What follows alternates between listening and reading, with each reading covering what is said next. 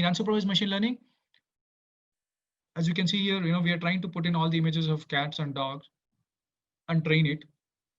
So the machine learning algorithm will try to find out some similar patterns. Like in here in feature engineering, probably one of the prominent feature is, if you're doing anything related to face, then the prominent features will be ears, eyes, etc., etc. So based on that, it will learn. The machine learning algorithm will learn that if ears are something of this kind, then it is cat, and if it is not so, then it is something else. So here it is trying to cluster it similar. It will find the similarities and it will put all the similar in group one and other kind of similarities in group two. So this is how it works. And same thing is used for anomaly detection. One of the application of anomaly detection is to find out if someone is trying to hack or not. And clustering, yeah, it doesn't know, whether it is a plus or circle or dot, which color it is. So based on the patterns, it just, you can see all the pluses here, red in color, blue in color, and then all those green dots. So this is unsupervised learning. So guys, any doubts here? It would be better if you have any doubts here so that I can clear, because this is the basic. Okay, so there is like a couple of doubts. So it's like Yeah. one question. Yeah, one question is from Priyanshu. So the question is, can we have some use cases of ML in this corona pandemic? Yeah, I mean, the use case will be, the corona positive patients will have some symptoms, right? So that is feature engineering. So you'll take down all the symptoms, I mean, I frankly speaking, I don't know exactly what are the symptoms. Let me just try it out, but don't take it from a medical perspective. So if probably a corona positive, because it is related to respiratory stuff, he will have a continuous cough. He will have problem with breathing. So those are some of the symptoms. And then you can train the machine learning algorithm with these symptoms. And next time there is, I mean, like as of now, how do we determine whether a patient is positive or negative? We carry out some tests, right, using some chemical substances. But if you train the machine learning algorithm just by putting in this symptoms, it will be able to predict whether the patient is positive or negative. Else, the other way is you need to go and take his blood sample or whatever it is, and then try to do some chemical tests on it, and then find out whether he is positive or negative.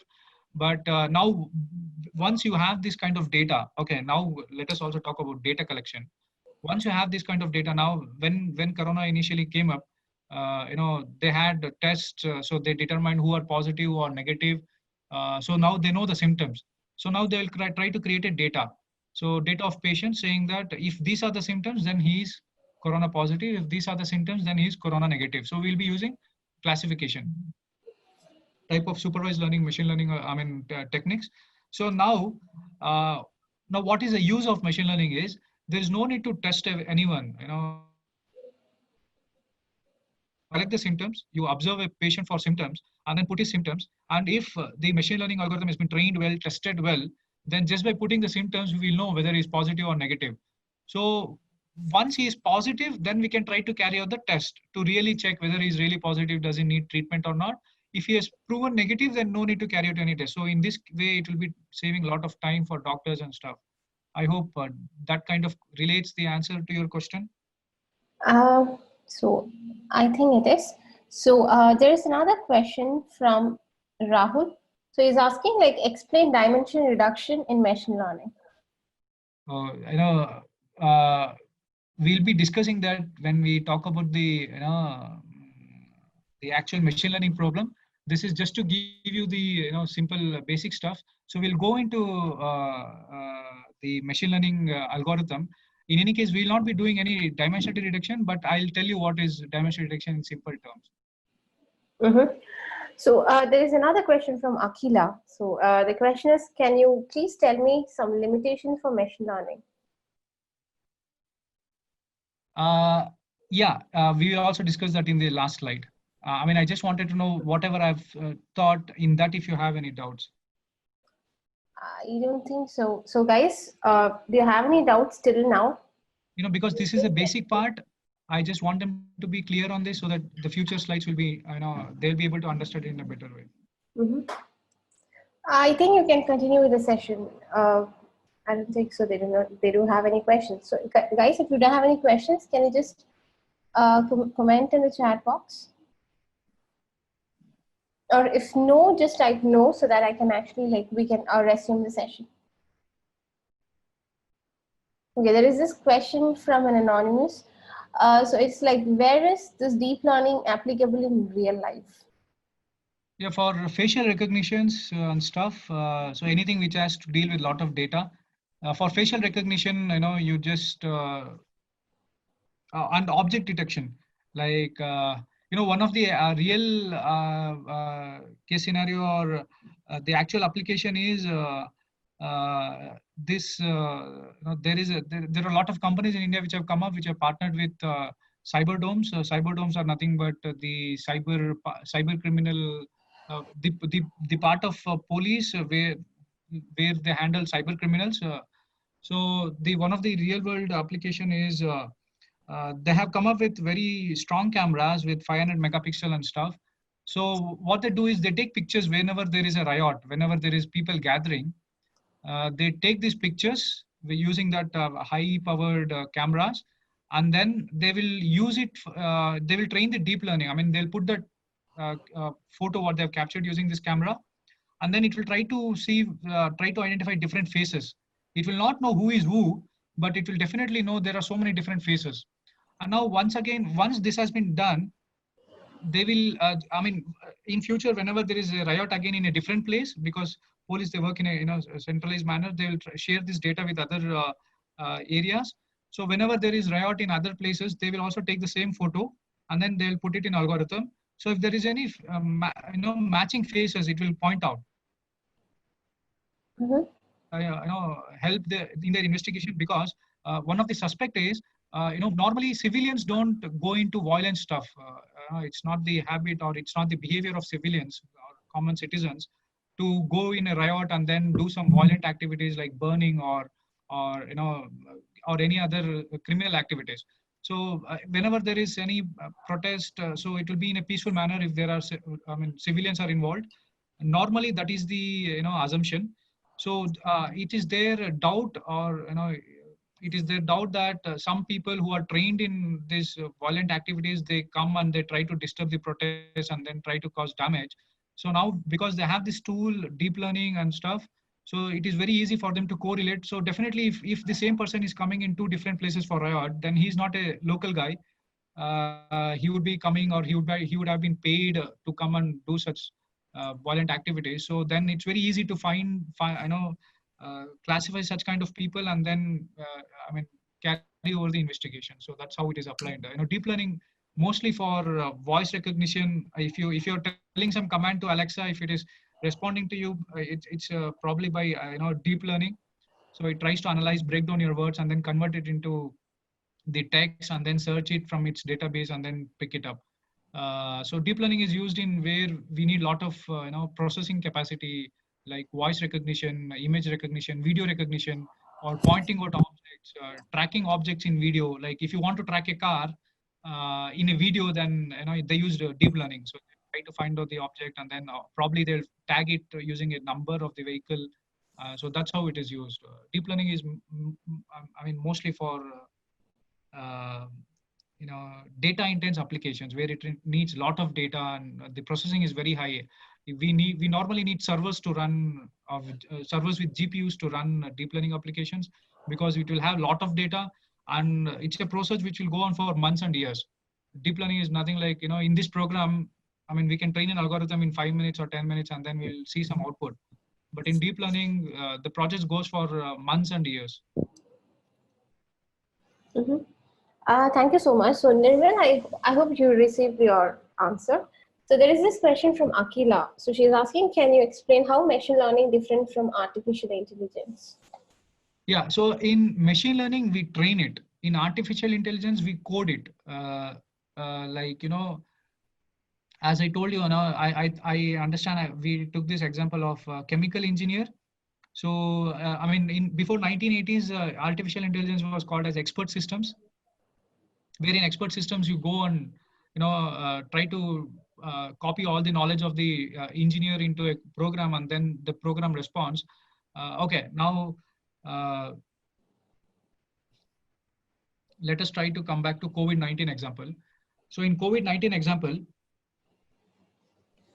you will not be able to correlate all the features, but you will take any one prominent feature. Like if he's coughing, we have two patients, one who is coughing and one who is not coughing.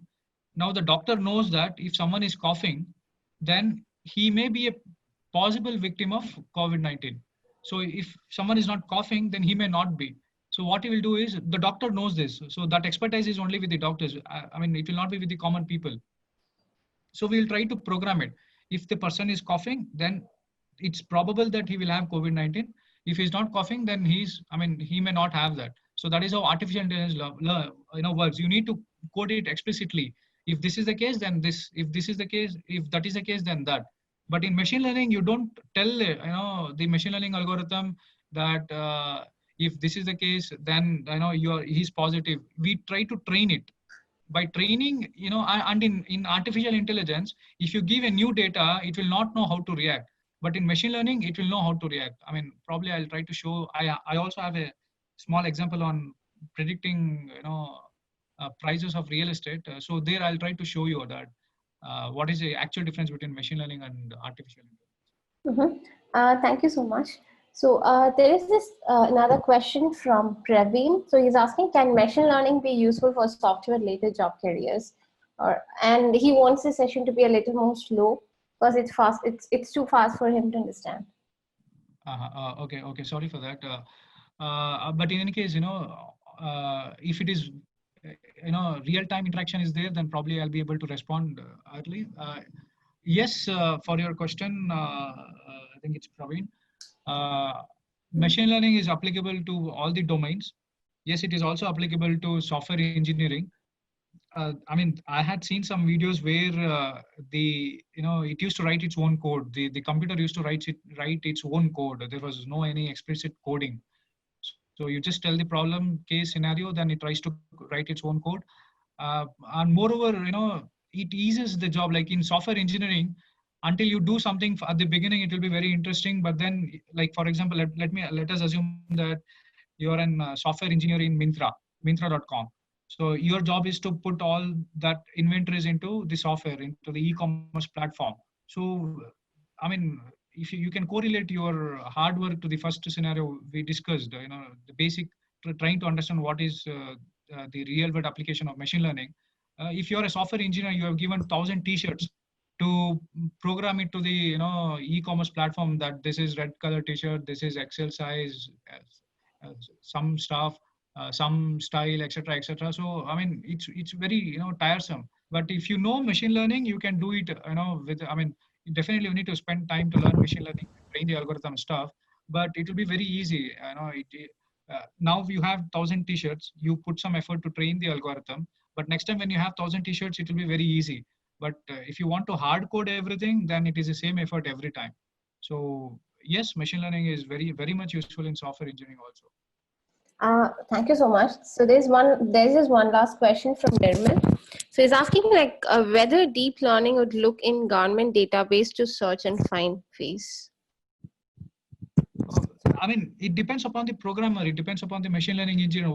It does what the machine learning engineer asks it to do or trains it to do. So whatever data you give, or if you're giving some real-time input feed, like you have some CCTV cameras all over the cities, and then you're trying to give that feed to the machine learning, deep learning algorithm, it just takes it and processes it. So whatever input you give, it does it.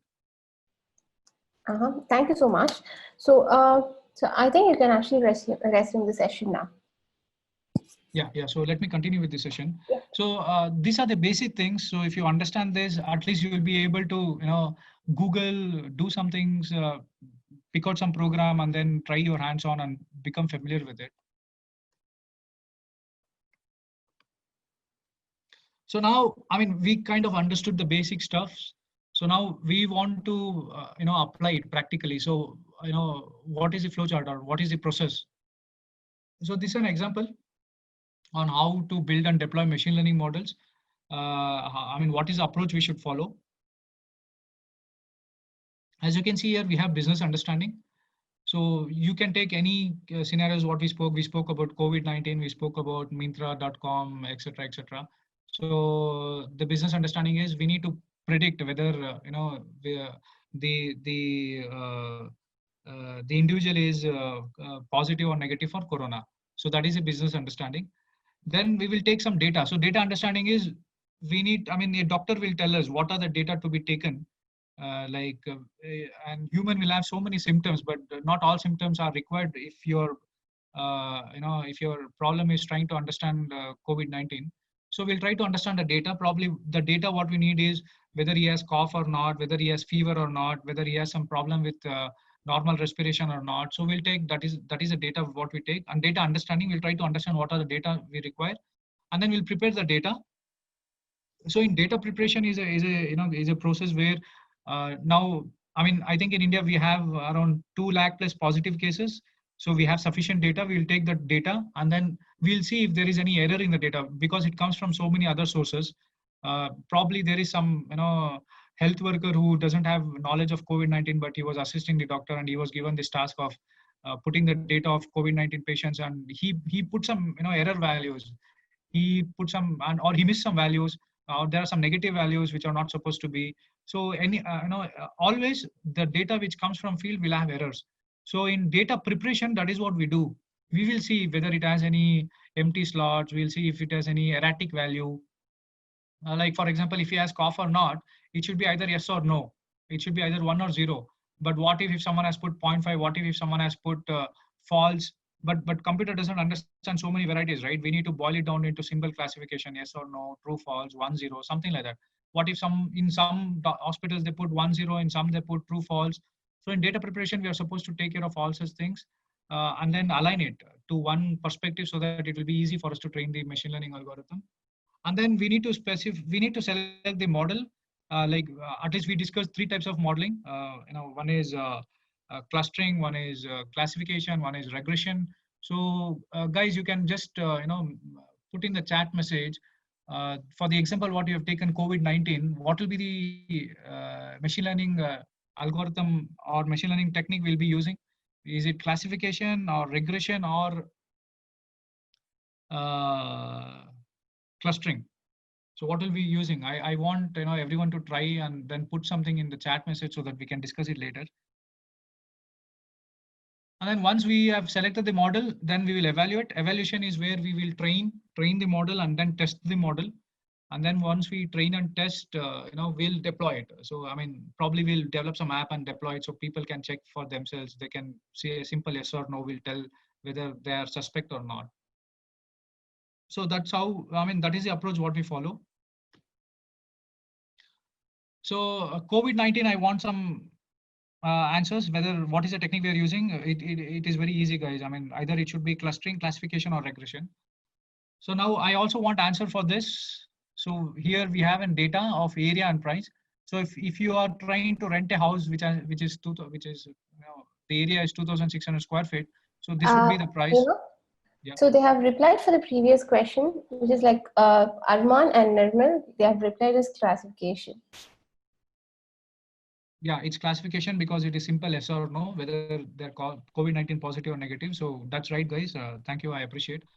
And for this question, Shrunga has replied as clustering. For, I mean, the real estate one, what is on the screen as of now? Shrunga, can you just type like for which question the answer is?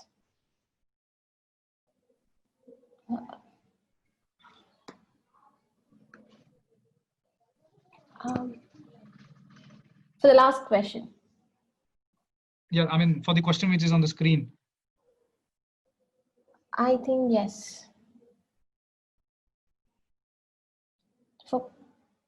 Yeah, and for this present question, there is like another reply from Nirmal. So he has replied as it's regression. Yeah, that's correct. Because it's a continuous nature, it's regression type of. Regression again. Yeah, the technique is regression. So I mean, what we'll be trying to do is, so we'll be trying to put in some value, that is the area, and then we'll see what would be its price. So guys, I mean, let me just go back to the program. You can see my screen. I hope everyone can see my screen. Yes, we can.